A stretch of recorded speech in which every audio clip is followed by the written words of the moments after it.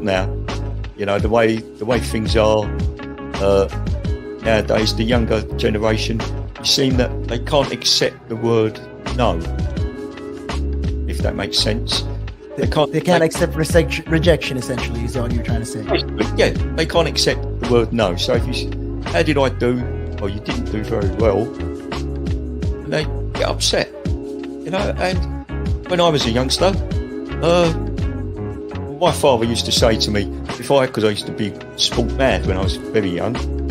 Well, I still am sport mad, but like participating in different sports. And if I had a bad game, for example, I'd say to me, "You had one to forget." That's it. Your dad sounds like a smart guy. I mean, yeah, that's the real fact of the matter. Yeah. He'd say to me, "You had one to forget. Get over it," and that was it. So I'd dust myself down and do it again. But now, if you say to a child, if I went up to a child and said, "You've had one to forget," God, there'd be an inquest. An inquest. I mean, why did you reject my son? Oh, I haven't rejected your son. Or daughter. I've just told them that they need to buck their ideas up. That's the truth right there. I mean, if you think about it, if you check the generations, like right now in the US as well, I've seen a lot of these things as well. In the UK, you get medals for participation. But what's the point? What are you trying to? Yeah, what's the point? Either you win or you lose. People are so afraid to put that whole notion of losing. When it comes to right now, the generation gap is just crazy. How much a lot has changed. Social media has taken control of our lives, and we don't even realize it anymore. We're crippled because of it. That's absolutely right, Nick. Because as you said, nowadays it seems that you get rewarded for failure. For the life of me, Nick, I can't get my head around that. Perhaps I'm just getting old and morbid, I don't know. I just can't get my head around how you could be rewarded for failure.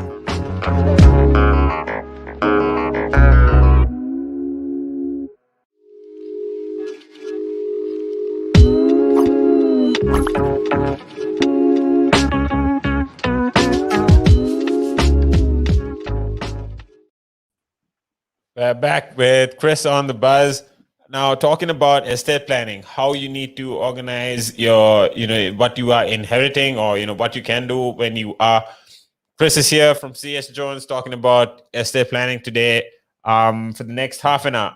Now, Chris, we were talking about how, you can save up on taxes if there is any way.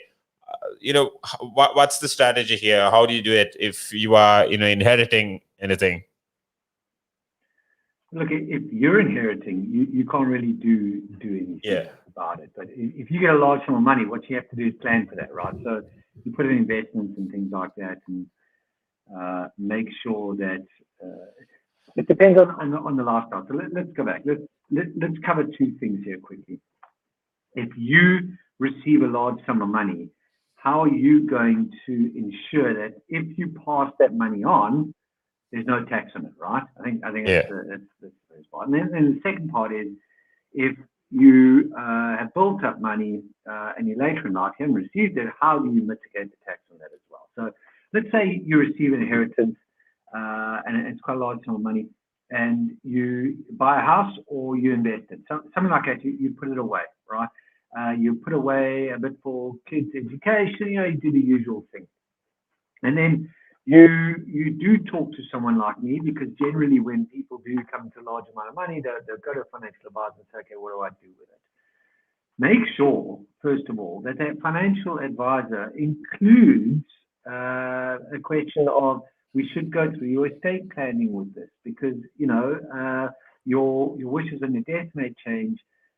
So we need to update your will and have a look at the estate plan. If they don't do that and they just want to invest it, just ask them the question. Just say, listen, I want to make sure that if something happens to me, my beneficiaries, i.e. in most cases it'll be someone's spouse, or if they both go, it'll be their child or children, that's set up correctly. And let's cover those off quickly. So if it goes to the spouse, it's okay. There's no estate duty. But if something happens, and unfortunately this does, right? And it's a macabre subject, we don't like talking about it, but you're in a car, you're driving, and mom and dad die. and now there's young children left over. What we do in the will is we make sure that a trust gets set up on the death of the parents. So it's and that allows for the monies to be passed into the trust. Yeah. So it does a couple of things.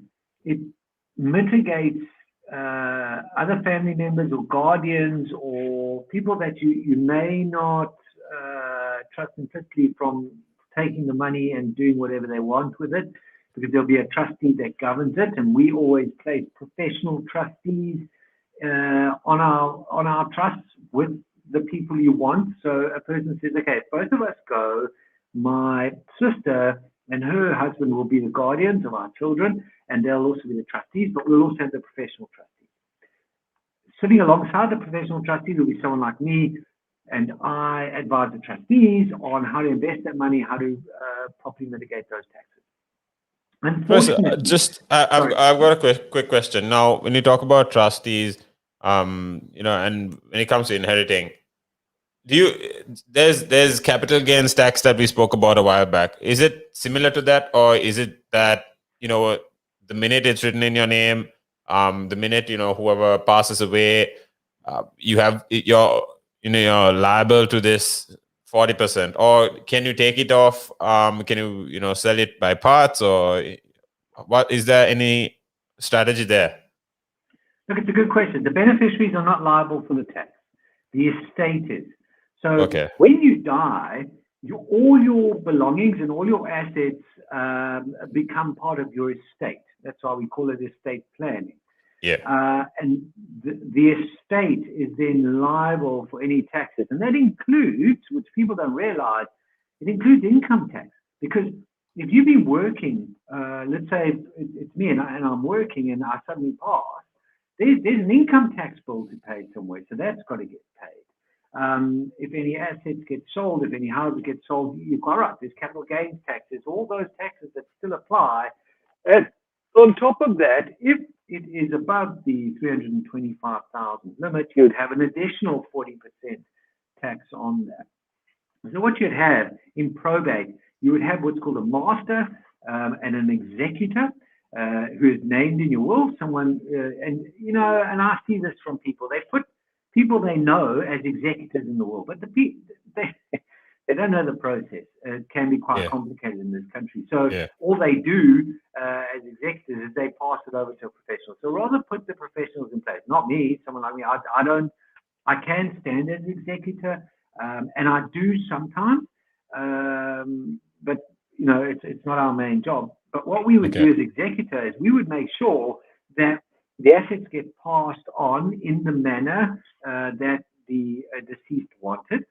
However, our main job is also to settle any debts, being taxes as the main one generally in this thing. Unfortunately, if someone hasn't planned correctly, and the main asset is a house, it's a £1 million house, right? And this is what the beneficiaries are hoping to get. However, we now owe £300,000 in inheritance tax. We will sell the house and pay the tax and distribute the funds. So you've got to be careful on this, and this can happen quite quickly. And there's horror stories abound and all this kind of thing.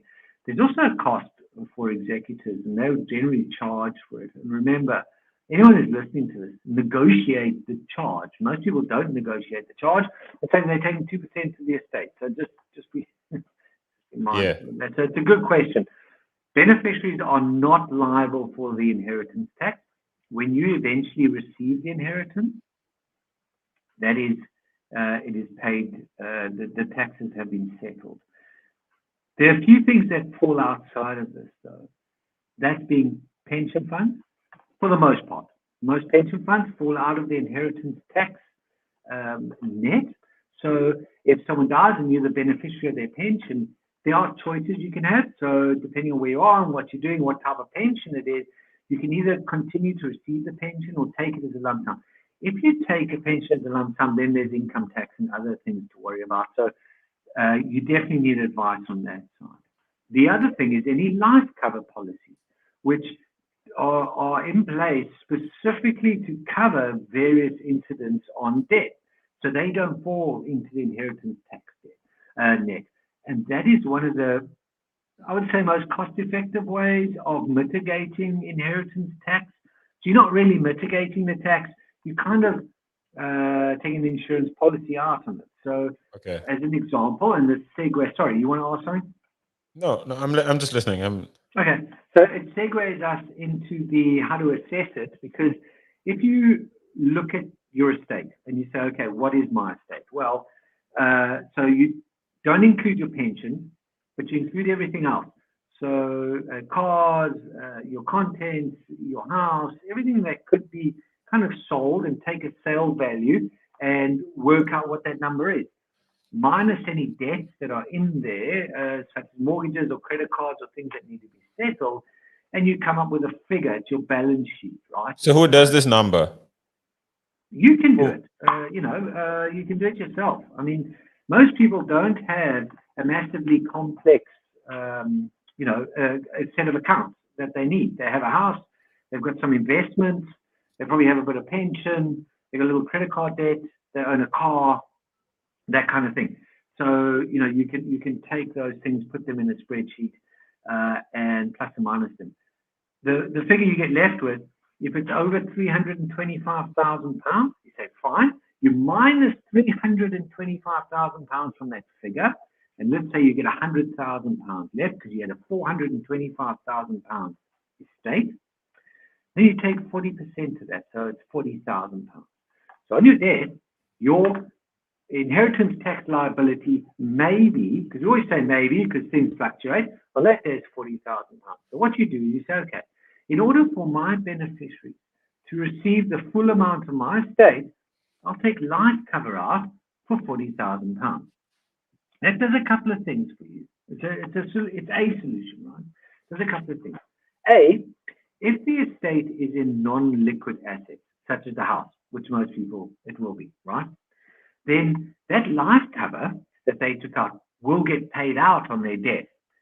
The estate does not need to be settled because it's outside of the estate. Exactly. So now that person gets the £40,000. Let's, for argument's sake, say the estate duty due is £40,000. So they can take that money, pay the government, pay the tax card, and then the estate gets settled. So it's a way to keep assets intact, if that's a... am I being clear, Tim? Because it can get quite...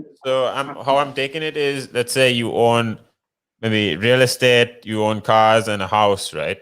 And you are in debt to the total amount of what your house can, sum up to. Now, what would ideally happen is you'd get someone like you come on board, do the valuations, and then eventually sell the house, and also and that way, transfer whatever that debt is to whoever party, whoever party is owed that money. And then the rest of the assets is what you take for, the inheritance, or what's the term for that? Whoever is inheriting that, the estate. Beneficiary, yeah. Beneficiary, What if you want to pass on the house? You don't want the money, so you actually want the house. I've got this family home, which I don't, but let's say I've got this family home, and I want my kids to have the family home. Yeah. That's where you take life cover out, so that the life cover paid can pay the tax owed to HMRC on the death of the owner, and then your beneficiaries can get the house. So it's a good way. Okay. And that's generally the most cost-effective way for people, because life cover isn't that expensive. I mean, it will be what we term whole of life cover, so it can be a little more expensive because you don't want term assurance, because we don't know when you're going to die. So that's a good thing. But the important thing is just to assess it, see where you are. But most people know the value of their house roughly. It's fine. You don't have to be exact. They know the value of their investments, all of that, and they can just do a quick checksum. All wills, if you're married, should go to the spouse. So you leave each other everything. That's your first recall, because that's the most tax efficient way. and you don't use your £325,000 nil rate band in IST, you pass it to the surviving spouse. So what that happens is if I die first, everything goes to my wife. My wife then has £650,000 that she can give, will without that 40% tax to our daughter, as an example. So that really helps. And these are simple things, right? They don't cost a lot of money. They're quite easy to do. But you'd be amazed at how many people don't do it. So that's the other thing. The other easy thing is to give 10% of your estate to a charity. If you give 10% of your estate or more to a charity, the inheritance tax rate drops. It goes from 40% down to 36%. So it drops by 10%, which can be a significant saving in itself. So it's always worthwhile, and you're giving to good causes, and you're getting a bit of a reduced rate, which is fine. I have a question with regards to the charity part that you just mentioned. I think we can bring it up in the last talk segment of the show. What really comes under charity? Because I've watched a couple of videos on how millionaires or billionaires, how they handle their assets and they pass it on, how they write off taxes and things like that. And what I saw in common was art. And when you invest in art, or when I say art, I mean drawings and basically visual art that is created by someone that is popularly recognized. You don't really have to pay taxes on that, or do you? How does that work? Where does that go? I think we can talk about that in the next talk segment. Remind me about it. Yeah. Sorry? Remind me about it. Yeah, absolutely. I mean, because I want to see how if that goes under charity, or if that is a separate part. Because if how are they actually saving taxes on whatever their wealth is by investing in art? There's a reason you invest in art, and this conversation is not just in the States or in Europe. It's I think it's pretty much in majority of the world. We can maybe talk about that in the last talk segment. Stay tuned right here. We've got Chris on board for the last show, for the last 15 minutes on the show for the hour. This is The Buzz with Tim and Chris. Good afternoon, everyone. Are you looking to achieve the most relevant qualification to kickstart your career? Then reward yourself with the best globally recognized professional business qualification, CIMA. Irrespective of the field you aspire to succeed in, a CIMA qualification can add immense value to your resume and professional life. Succeed in your CIMA journey with supportive tuition provided by qualified lecturers and resources. Nanaska is the leading registered CIMA tuition provider in Sri Lanka with over a decade in the industry and hundreds of success stories. With qualified and certified tutors, Nanaska now provides easy access